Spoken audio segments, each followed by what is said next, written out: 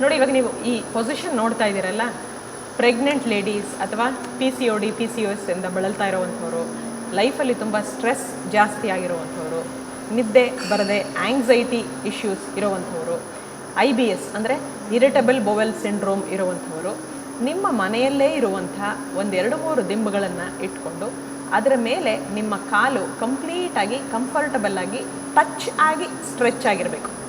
ಅಂದರೆ ನಿಮ್ಮ ತೊಡೆಯ ಹಿಂಭಾಗದಿಂದ ಹಿಡಿದು ನಿಮ್ಮ ಕಂಪ್ಲೀಟ್ ಕಾಫ್ ಮಸಲ್ಸ್ ದಿಂಬಿನ ಮೇಲೆ ಊರಿರಬೇಕು. ನಿಮ್ಮ ತೊಡೆಯ ಹಿಂಭಾಗಕ್ಕೂ ಮತ್ತು ದಿಂಬಿಗೂ ಯಾವುದೇ ರೀತಿ ಗ್ಯಾಪ್ ಕ್ರಿಯೇಟ್ ಆಗಿರಬಾರ್ದು. ಹಾಗೆ ಕಾಫ್ ಮಸಲ್ಸ್ ಇಂದ ಹಿಡಿದು ನಿಮ್ಮ ಹಿಂಬಡಿಯವರೆಗೂ ಕೂಡ ಯಾವುದೇ ಗ್ಯಾಪ್ ಕ್ರಿಯೇಟ್ ಆಗದೆ ಕಂಪ್ಲೀಟಾಗಿ ಕಾಲನ್ನು ದಿಂಬಿನ ಸಹಾಯದಿಂದ ರೆಸ್ಟ್ ಮಾಡಬೇಕು.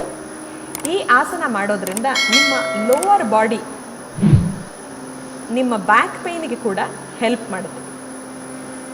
ಲೋವರ್ ಬಾಡಿಯ ವೆಯ್ಟ್ ಏನಿದೆಯೋ ಅದು ನಿಮ್ಮ ಬೆನ್ನು ಬ್ಯಾಕ್ ಬೋನಿನ ಲೋವರ್ ಮೋಸ್ಟ್ ಪಾರ್ಟ್ L4-5 ರೇಂಜ್ಗೆ ಬಿದ್ದು ಆ ಏರಿಯಲ್ಲಿ ಇರುವಂತಹ slip disc, sciatica, lower back pain ಇದಕ್ಕೆ ಹೆಲ್ಪ್ ಮಾಡುತ್ತೆ.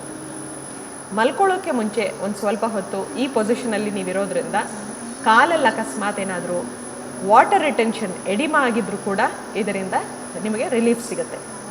ಇದನ್ನು ಪ್ರತಿನಿತ್ಯ ಪ್ರಾಕ್ಟೀಸ್ ಮಾಡೋದ್ರಿಂದ ಯಾರ್ಯಾರಿಗೆ ಸ್ಟ್ರೆಸ್ ಲೆವೆಲ್, BP, ನಿದ್ರಾಹೀನತೆ ಇದೆಯೋ ನೋಡೋಕ್ಕೆ ಎಷ್ಟು ಸುಲಭವಾಗಿದೆಯೋ ಇದು ತುಂಬ ಥೆರಪಿಟಿಕಲಿ ವೆರಿ ವೆರಿ ಬೆನಿಫಿಷಿಯಲ್ ಆಸನ. ಇದನ್ನು ಎಲ್ಲರೂ ಪ್ರಾಕ್ಟೀಸ್ ಮಾಡ್ಬೋದು.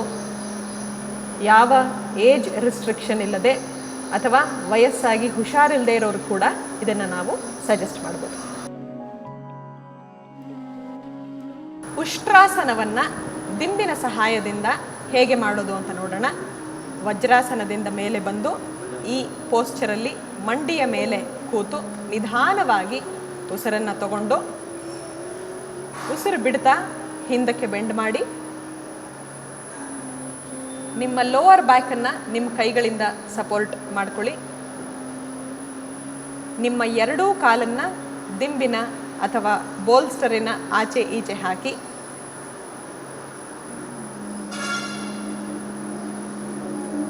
ಈ ಪೋಸ್ಚರಲ್ಲಿ 15 ಸೆಕೆಂಡ್ ನಾರ್ಮಲ್ ಬ್ರೀದಿಂಗಲ್ಲಿ ಹಾಗೆ ಇರಿ. ನಿಮ್ಮ ಎಡ ಮತ್ತು ಬಲಗಾಲುಗಳು ದಿಂಬಿನ ಎಡ ಮತ್ತು ಬಲಕ್ಕೆ ಇಟ್ಟು ಕಂಪ್ಲೀಟಾಗಿ ನಿಮ್ಮ ಕಾಲುಗಳು ಬೋಲ್ಸ್ಟರ್ಗೆ ಟಚ್ ಆಗೋ ಹಾಗೆ ನಿಮ್ಮ ಬೆನ್ನು ಹುರಿಯನ್ನು ಕೂಡ ಬೋಲ್ಸ್ಟರ್ಗೆ ಟಚ್ ಮಾಡಿ, ನಿಮ್ಮ ತಲೆಯನ್ನು ಬೋಲ್ಸ್ಟರ್ ಮೇಲೆ ಟಚ್ ಮಾಡಿ, ಒಂದು ಸಣ್ಣ ಲಿಫ್ಟ್ ನಿಮ್ಮ ಕತ್ತಿನ ಭಾಗದಲ್ಲಿ ಇರುತ್ತೆ. ಇದು ಉಷ್ಟ್ರಾಸನ ಯೂಸಿಂಗ್ ಬೋಲ್ಸ್ಟರ್. ನಿಮ್ಮ ಸೊಂಟದ ಭಾಗವನ್ನು ನಿಮ್ಮ ಕೈಗಳಿಂದ, ಪರ್ಟಿಕ್ಯುಲರ್ಲಿ ಹೆಬ್ಬೆರಳಿನ ಸಹಾಯದಿಂದ ಸಪೋರ್ಟ್ ಮಾಡ್ತಾ ಇದ್ದೀರಾ. ನಾರ್ಮಲ್ ಬ್ರೀದಿಂಗಲ್ಲಿ ಈ ಪೋಸ್ಚರಲ್ಲಿರೋದ್ರಿಂದ ಬ್ಯಾಕ್ ಪೇಯ್ನ್ ರಿಲೀಫ್ ಆಗುತ್ತೆ. ಈಗ ನಿಧಾನವಾಗಿ ಒರಿಜಿನಲ್ ಪೊಸಿಷನ್ಗೆ ಉಸಿರನ್ನು ತಗೊಳ್ತಾ ಬನ್ನಿ.